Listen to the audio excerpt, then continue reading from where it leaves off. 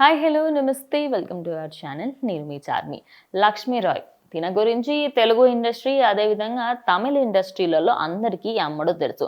అయితే అటు హారర్ మూవీస్లలో మరియు అదేవిధంగా రొమాంటిక్ మూవీస్లలో చాలా మట్టుకి లక్ష్మీ రాయ్ అయితే కనిపిస్తూ ఉంటుంది. అయితే రీసెంట్గా అటు ప్రెస్ మీట్ జరిగిందనమాట తన ఏరియాలో.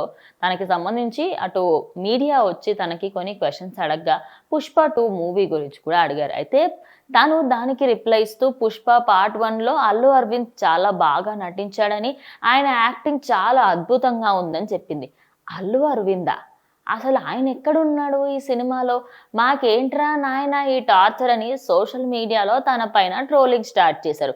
ఇంకా విచిత్రమైన విషయం ఏంటి అంటే అక్కడున్న ప్రెస్ వాళ్ళు కూడా దాన్ని కరెక్ట్ చేయలేదు. ఆమె అల్లు అరవింద్ అని చెప్పినప్పటికీ కూడా అక్కడ ఉన్న వాళ్ళు ఎవరు కూడా అంతే అంతే అనే విధంగా వాళ్ళు కూడా తలలూపారు. కానీ అది అల్లు అరవింద్ కాదు, అల్లు అర్జున్ అని ఎవ్వరూ చెప్పలేదు. ఇక ఇదే వీడియోకి సంబంధించి సోషల్ మీడియాలో అటు Allu Arjun fans full troll చేస్తున్నారు అనుకోవచ్చు. ఏంటమ్మా కనీసం పేరు కూడా తెలియదా నీకు? మరి సినిమా చూసావు చాలా బాగుంది అంటున్నావు, మరి కనీసం హీరో పేరు తెలియదా అంటూ తనకైతే కొంతమంది కమెంట్స్ చేస్తూ ఉన్నారు. ఇక దీనికి సంబంధించి కొంతమంది ఫ్యాన్స్ అయితే పోనీలే పాప కన్ఫ్యూజ్ అయినట్టుంది అల్లు అరవింద్ అదే విధంగా అల్లు అర్జున్ ఇక తండ్రి కొడుకులే కదా ఎవరైతే ఏంది అనుకున్నట్టుంది, అందుకని కొంచెం కన్ఫ్యూజ్ అయినట్టుంది, లైట్ తీసుకొని వదిలేయండి పాపం ఆమెను, ఎందుకు ఇలా హింసిస్తున్నారు అనే విధంగా కొందరు మాట్లాడుకున్నారు. ఇంకొందరైతే అమ్మ మాకు ఈ టార్చర్ ఏంటి అంటూ సోషల్ మీడియాలో తెగ వైరల్ చేస్తున్నారు తన వీడియోని.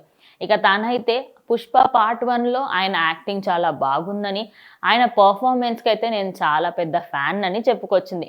కానీ హీరో పేరు తెలియకుండానే హీరోకి ఫ్యాన్ అయిపోయింది అంటూ లక్ష్మీ రాయ్ పైన సోషల్ మీడియాలో తన వీడియోని అయితే అందరూ కూడా ట్రోల్ చేస్తున్నారు అనుకోవచ్చు.